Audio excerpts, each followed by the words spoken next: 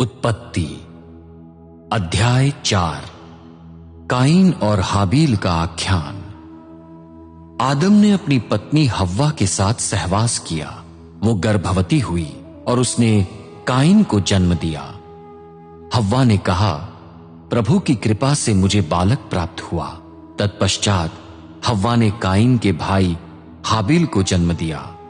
हाबील भेड़ों का चरवाहा था और काइन खेती करने वाला किसान था। काइन ने समय आने पर खेत की उपज प्रभु को भेंट चढ़ाई। हाबील ने अपने पशुओं के पहिलौठे बच्चे और उनका चर्बी युक्त मांस चढ़ाया। प्रभु ने हाबील तथा उसकी भेंट पर कृपा दृष्टि की, पर काइन और उसकी भेंट को अस्वीकार कर दिया। इसलिए काइन बहुत नाराज हुआ, उसका मुंह उतर गया। प्रभु ने काइन से पूछा, तू क्यों नाराज है? क्यों तेरा मुंह उतरा हुआ है? यदि तू भलाई करे तो क्या मैं तुझे ग्रहण न करूंगा? किंतु यदि तू भलाई न करे तो देख, तेरे द्वार पर पाप खड़ा है, वो तेरी कामना कर रहा है, तू उसको अपने वश में कर। काइन ने अपने भाई हाबील से कहा, आओ हम खेत को चले। जब वे खेत में थे तब काइन अपने भाई हाबील के विरुद्ध उठा और उसने हाबील की हत्या कर दी। प्रभु ने काइन से पूछा, तेरा भाई हाबील कहां है? उसने उत्तर दिया, मैं नहीं जानता, क्या मैं अपने भाई का रखवाला हूं? प्रभु ने कहा, ये तूने क्या किया? तेरे भाई का रक्त भूमि से मुझे पुकार रहा है। अब तू उस भूमि की ओर से शापित है जिसने तेरे भाई का रक्त तेरे हाथ से स्वीकार करने के लिए अपना मुंह खोला है। जब तू भूमि पर खेती करेगा तब वो अपनी क्षमता के अनुसार तुझे उपज न देगी।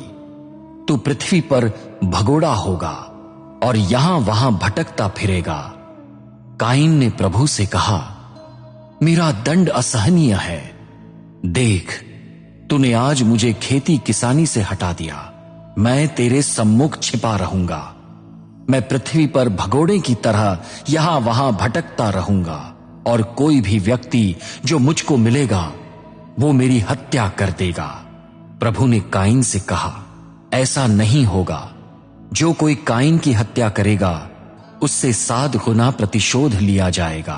प्रभु ने काइन पर एक चिन्ह अंकित किया कि उसे पाने वाला कोई भी उसकी हत्या न करे। तब काइन प्रभु के सम्मुख से चला गया। वो अदन की पूर्व दिशा में नोद नामक प्रदेश में रहने लगा। काइन के वंशज। काइन ने अपनी पत्नी के साथ सहवास किया। वो गर्भवती हुई और उसने हनोक को जन्म दिया। काइन ने एक नगर बसाया और उसका नाम अपने पुत्र के नाम पर हनोक नगर रखा।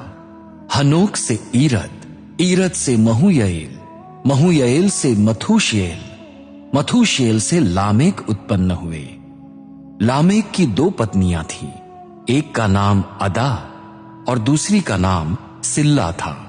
अदा ने याबल को जन्म दिया। याबल उन लोगों का पूर्वज बना जो तंबुओं में रहते और पशु पालते हैं। उसके भाई का नाम यूबल था। वो सितार और बांसुरी बजाने वालों का पूर्वज था। सिल्ला ने तूबल काइन को जन्म दिया। वो पीतल और लोहे को ढालकर अस्त्र शस्त्र बनाने वाला पहला धातुकार था। तूबल काइन की बहन नमा थी। लामेक ने अपनी पत्नियों से कहा, अदा और सिल्ला, मेरी बात सुनो। मेरी पत्नियों, मेरे कथन पर ध्यान दो। जिस मनुष्य ने मुझे घायल किया, जिस तरुण ने मुझ पर आघात किया, उसको मैंने मार डाला है। यदि काइन का बदला 7 गुना है तो लामेक का 77 गुना होगा। शेत के वंशज। आदम ने पुनः अपनी पत्नी से सहवास किया और उसने एक पुत्र को जन्म दिया। उसने उसका नाम शेत रखा, क्योंकि वो कहती थी, काइन ने हाबील की हत्या की, इसलिए परमेश्वर ने हाबील के स्थान पर यह दूसरा बालक प्रदान किया है। शेत को भी एक पुत्र हुआ। उसने उसका नाम एनोश रखा। उस समय से लोग प्रभु के नाम से आराधना करने लगे।